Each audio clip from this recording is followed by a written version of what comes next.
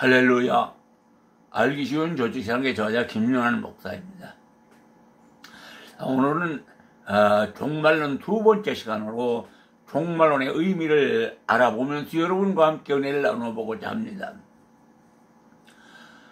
종말론이란 역사적으로 말하면 시간이 끝나고 영원히 시작되는 최후의 최종적인 사건에 대한 교리입니다. 그러므로 종말론이란 말은 이사야서 2장 2절, 미가서 4장 1절, 마지막 날들, 베드로전서 1장 20절, 마지막 때, 요한일서 2장 18절, 마지막 시간을 말하는 성경 구절의 근거를 두고 있다는 말입니다.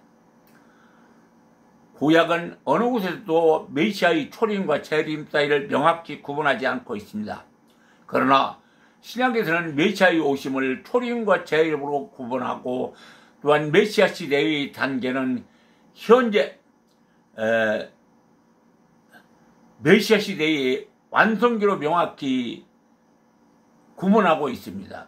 따라서 신약 시대는 두 개의 상이한 국면에 접하게 됩니다.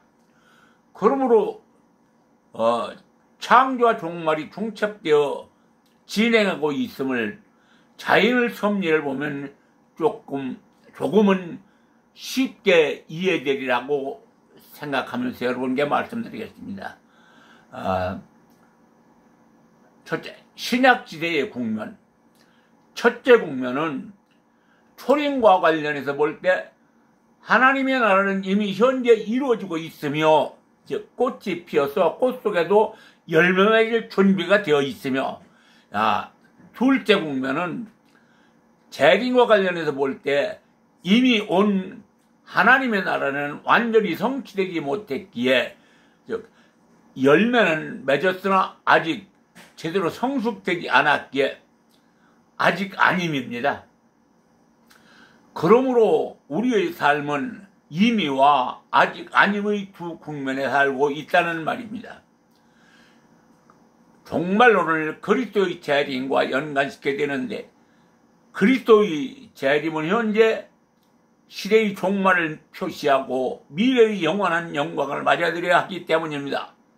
이처럼 종말론은 하나님의 피조물들과 마지막 날들, 그리고 미래에 대한 하나님의 약속과 약속에서 비롯된 성도들의 소명을 향한 하나님의 최종적인 행위를 다루게 된다는 원리입니다.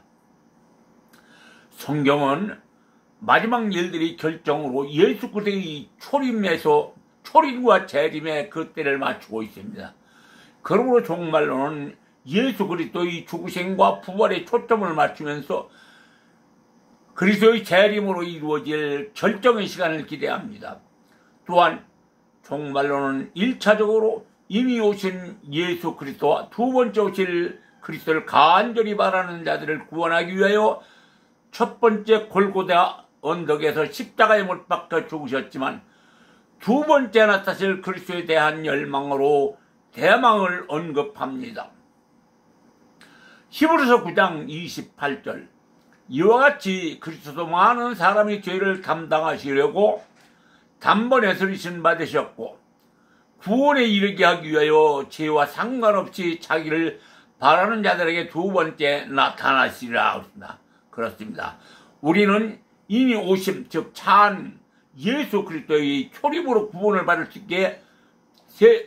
있는 세계 속에서 살면서 아직 아님, 즉 피안의 세계, 즉 예수 그리스도가 다시 오실 재림의 그날을 향하여 멈출 수 없는 세월 속에서 누구나 소망하고 있는 구원받은 자들이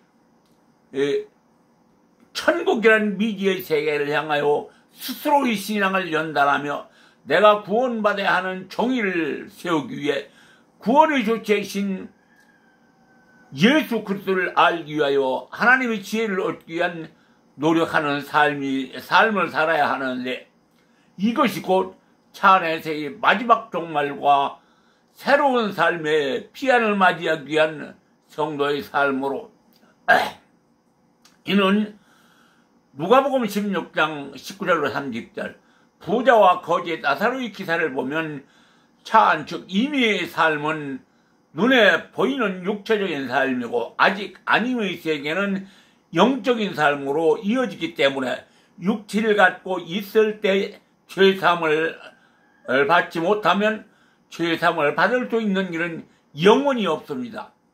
이는 이미 차안의 삶과 피안의 삶이 직결되어 있다는 논리입니다.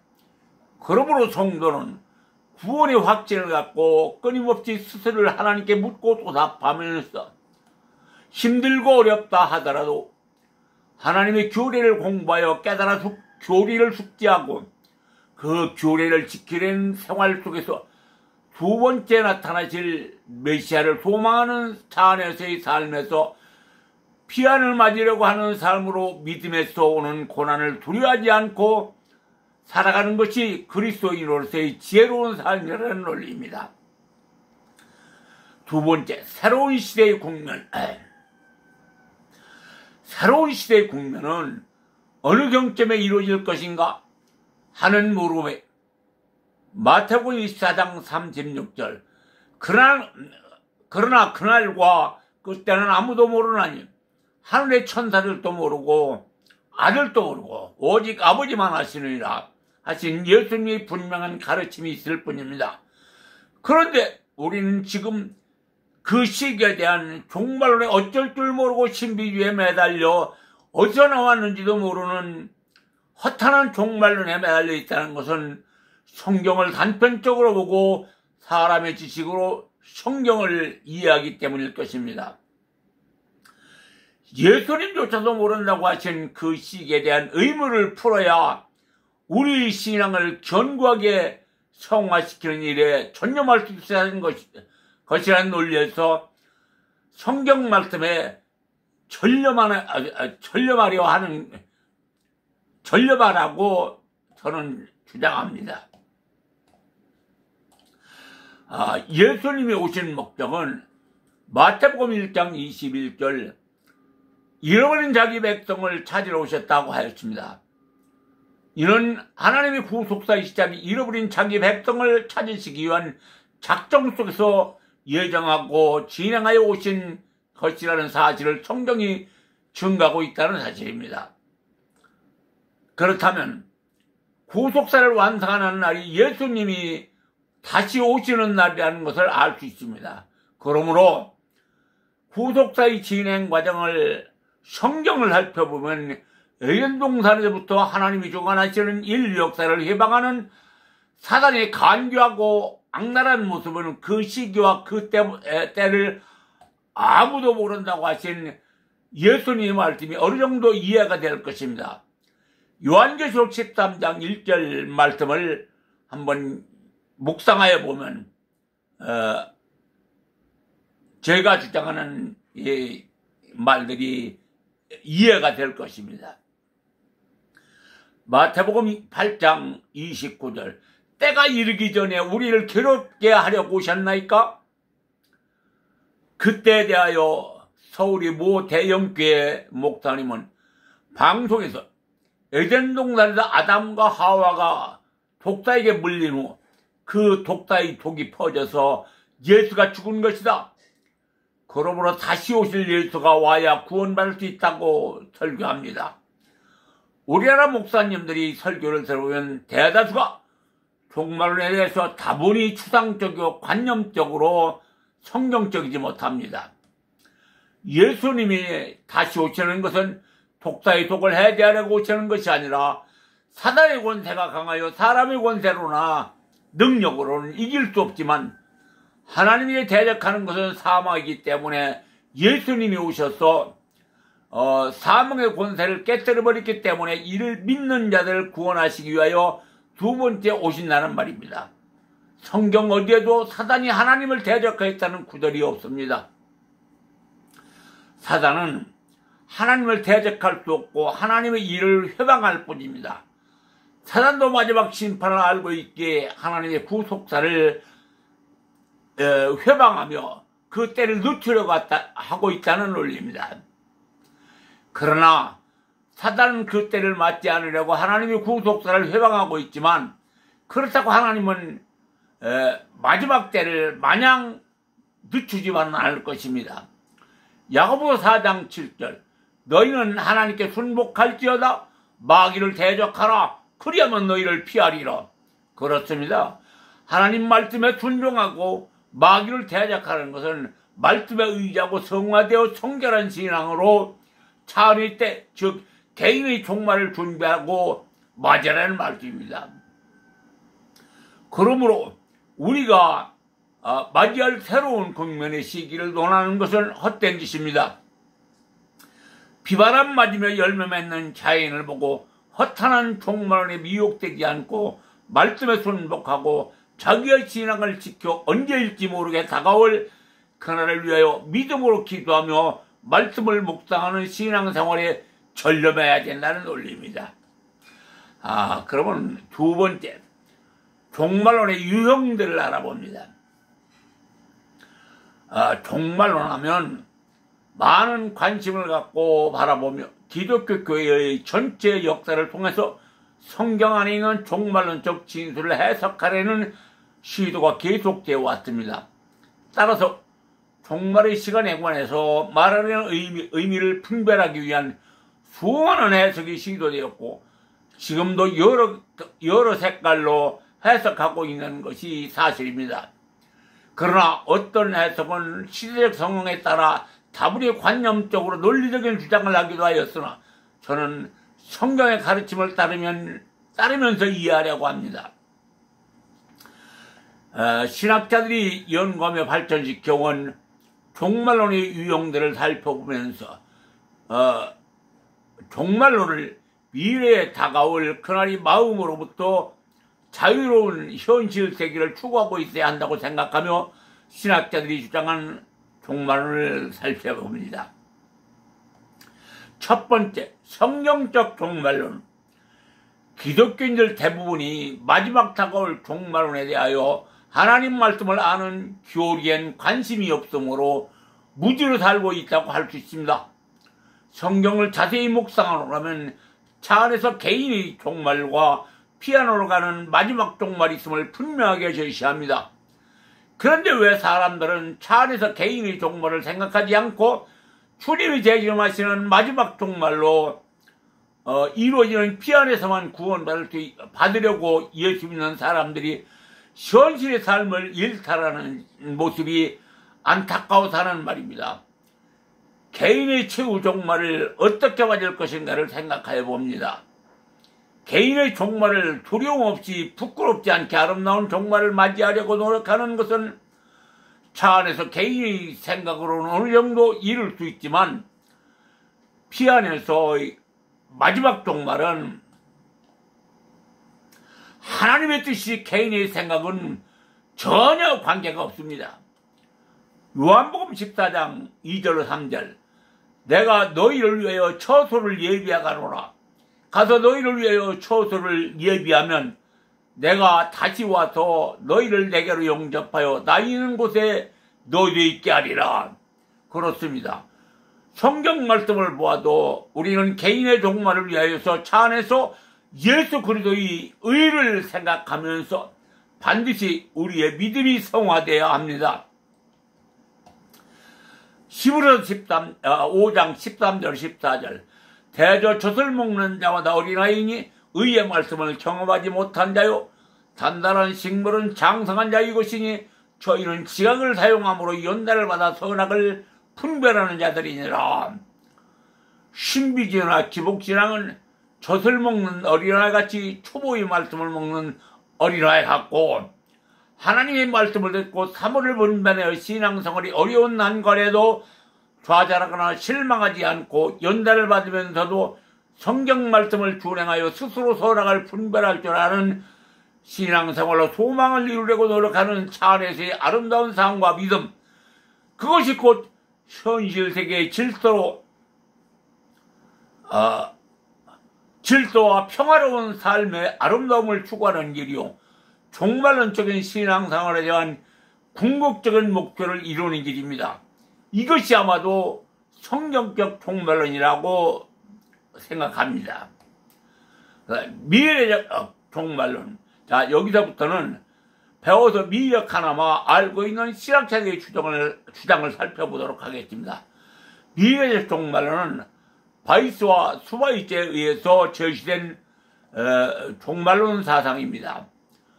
바이스에 따르면 예수님이 선포한 하나님의 나라는 이 세상과 무관한 절대적으로 초월적이고 전적으로 미래적이었기에 현재적일 수 없다는 것입니다. 하나님 나라 개념에 대한 윤리적, 종교적 사용은 정당화될 수 없으며 하나님 나라는 성장이나 발전에 의해서 오는 것이 아니라 하나님 손에 의해서 펼쳐진다는 주장입니다. 종말론을 말할 때 흔히 역사의 마지막 날이 일어날 일을 가리키는 조직신학의 마지막 부분으로 생각하여 왔습니다. 미래적 종말론은 이 같은 종말론의 의미를 받아들여 종말론에는 전적으로 미래에 일어날 일로만 생각하였습니다. 즉, 이 종말론은 먼 새로운 나라의 객관적 묘사나 먼 세대의 예견 보고 같은 것으로 보았습니다.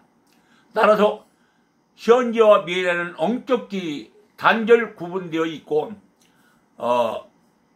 마지막 일들이 앞당기지 않는다는 주장입니다. 종말이 있음을 말씀하신 분이 하나님뿐이시므로 인간이 해야 할 역할은 아무것도 없다. 그러므로 기대되는 미래는 현재 미래지향적 노력의 목표는 다른 차원에 놓여 있다는 말이고 그뿐만 아니라 이 종말론에 있어서는 세계 역사에 대해 비관적입니다. 온 세계는 불의 심판 아래 놓여 있다고 하였으므로 개인은 더욱 불안하게 합니다. 여기서 중요한 것은 우리가 하나님께서 창조하시고 맡기신 세계를 위하여 내가 무엇을 할 것인가를 생각하기보다는 하나님이 창조하신 세계 안에서 내가 어떻게 살아야 마지막 때의 구원마다 하나님이 예비한 새로운 세계로 들어갈 것인가를 생각하며 궁극적인 삶의 목적을 위하여 노력해야 한다는 논리입니다.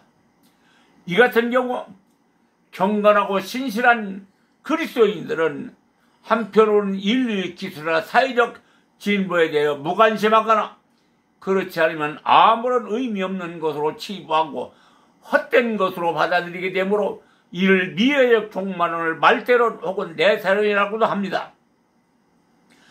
개인의 종말을 생각하지 않기 때문에 허구에 얽매여 살기도 하지만 그리스도인으로서 미래적 종말론에 대하여 깊은 이해를 하는 것도 삶의 궁극적인 목적이 될 수 있습니다. 자신의 신앙이 미래에 대한 소망으로 성결한 신앙을 위하여 노력할 수 있기 때문이라는 논리입니다. 그 다음에 철저적 종말론.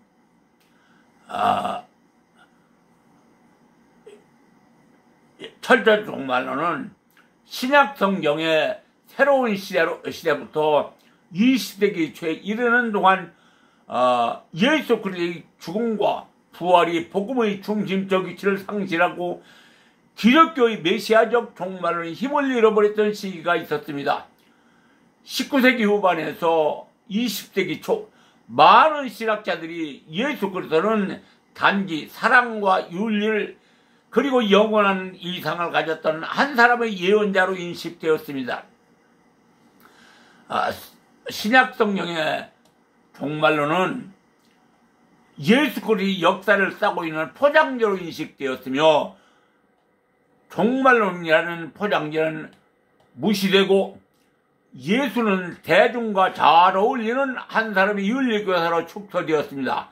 이렇게 이상화된 철저적 종말론은 슈바이처에 의해 붕괴되었습니다. 슈바이처는 예수의 종말론이 그의 삶을 이해하는 열쇠라고 주장하였습니다. 그는 오직 종말론적 범죄의 철저한 적용에 의해서만 우리는 하나님의 아들로서 한 마리 어린 양으로 계속 제물이 된 예수 그리스도를 이해할 수 있다고 하였습니다. 그 때문에 이를 철저적 종말론이라 명명한 것입니다. 개인의 종말을 생각하기에 미래에 다가올 마지막 종말을 생각하면서 현실적 삶이 예수 그리스도께서 가르쳐 주신 진리를 철저하게 벗어나지 않는 삶이어야 미래에 다가올 종말에 대한 두려움이나 공포심을 버리고 그날을 소망하며 사는 삶이 프로테스탄트들의 진정한 신앙생활이라고 말하는 것이 철저적 종말론입니다. 그 다음 네 번째, 실현된 종말론. 다드, 영국의 신통종교의 신학자에 의해 제창된 이 종말론은 미래적 종말론과는 정반대가 되는 사상으로 이것은 예수가 선포한 하나님의 나라, 인자, 그리고 심판이 이미 예수의 때에 실현되었다는 입장입니다. 하나님의 나라는 예수 시대에 이미 현재되었다는 입장입니다. 다들은 그의 책 하나님의 나라의 비유에서 예수의 가르침이 상당 부분은 예수 자신이 미래에 대해 큰 관심을 갖고 있기보다는 오히려 지금 일하시고 있는 하나님의 나라에 대해 관심을 갖고 지시한다고 주장합니다. 다들은 예수 안에서 도래될 하나님의 나라가 미래로부터 현재로 축이 옮겨졌다고 믿었습니다. 그는 하나님의 나라는 역사의 끝에 나타난 것으로 생각하지 않았으며 하나님 나라는 영원히 시간 속에 들어왔고 무한히 유한 속으로 들어온 것을 의미한다고 주장하였습니다. 그러므로 예수 그리스도의 가르침은 하나님 나라가 가까이 왔다가 아니라 하나님 나라가 이미 왔다. 즉 하나님의 나라는 이미 왔으므로 하나님 나라의 다른 측면이 바로 부활 승천 재림이라는 주장입니다. 따라서 그는 이 사실을 실현된 종말론으로 본다는 주장입니다. 실현된 종말론 사상은 그 속에 살아가고 있는 사람들의 가치관이 달라지고 삶의 소중함을 바르게 이해하며 나의 삶만이 아니라 타인의 삶도 소중히 여김으로 사회공동체의 기본 질서가 모든 사람들이 가치 있는 삶의 목표가 되어 미래를 향한 꿈의 질서가 바르게 자리 잡을 것이라는 실현된 종말론은 미래지향적 삶이고 신앙의 완성이라는 것이 다드의 주장입니다. 개인의 종말, 즉 죽음과 부활에 대한 숭고한 목표가 가슴 설레게 할 수 있는 것이라고 다드는 주장합니다. 그 다음에 다섯 번째, 실존적 종말론. 루트 볼트만 20세기 신학자에서 종말론은 역사의 종말로서 미래성을 잃고 있다 하였습니다. 왜냐하면 그는 매 순간이 종말론적이기 때문이라는 것입니다. 매 순간은 하나님의 종말론적 순간이 되는 가능성을 가지고 있기 때문이라는 것입니다. 그리고 그리스도교 신앙에서 이 가능성은 실현된다고 봅니다. 역사의 의미는 항상 현재에 있다고 주장하였습니다. 그리고 이 현재가 그리스도교 신앙에 의해서 종말론적 현재로서 파악될 때 역사의 의미는 실현되는 것이라고 주장합니다. 그러므로 항상 현재 속에 역사의 의미가 있다는 것입니다. 그리고 나는 그것을 방관자로 볼 수 있는 것이 아니라 나의 책임적인 결단에서만 볼 수 있다는 것이 루트 볼트만의 주장입니다. 이는 매 순간 속에 종말론적인 순간이 되는 가능성이 잠들고 있다는 논리로서 성도는 믿음으로 그것을 깨워야 한다는 말입니다. 인간이 하나의 궁극적으로 의미 있는 결단을 하는 그 순간을 언제나 종말론적인 것이라고 할 수 있다는 말로 볼트만은 이처럼 종말론을 각자의 현재에서 실존적 만남, 즉 하나님 앞에서 본래적 실존을 위한 결단으로 철저히 전환시켰는데, 그는 바울과 특히 요한의 철저한 종말론의 현재화에서 자신의 주장을 뒷받침하였습니다. 그는 그리고 제4복음서 속의 미래적 종말론을 후대의 개작이라고 추측되었다고 주장하였습니다. 그 다음에 6번째 구속사적인 종말론. 이 종말론은 쿨만, 에레미아스, 시나겐브로크, 퀸멜, 폰라드 등이 속합니다. 이 사상은 2000년간 진행되어 온 전체 신학 역사 속에 그 뿌리를 지니고 있습니다. 지난 세기 대표적 구속사의 신학자 가운데 한 사람이면서 구약학자인 폰라드는 구속사적 관점을 이스라엘 구원의 경험과 전통을 꿰뚫는 해석학적 원리로 간주하였습니다. 신약에서는 쿨만에 의해서 구속사적 해석이 전개되었고, 쿨만은 호프만이 내세운 구속의 연계적 단계를 구속의 선으로 바꿔 설명하면서 예수 그리스도 안에서 구원의 역사는 앞으로와 뒤로의 양면성을 바꿔놓습니다. 그리고 현재는 예수의 사건과 종말 사이에 있는 시간이며, 이는 이미와 아직 아님의 시간이 있다라고 하였습니다.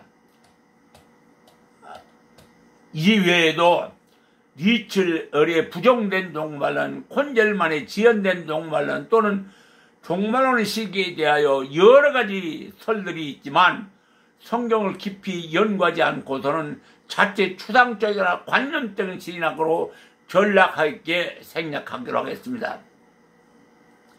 사랑하는 성도 여러분, 그리고 목회자 여러분, 지금까지 종말론에 대한 여러 부분들을 알아보았습니다.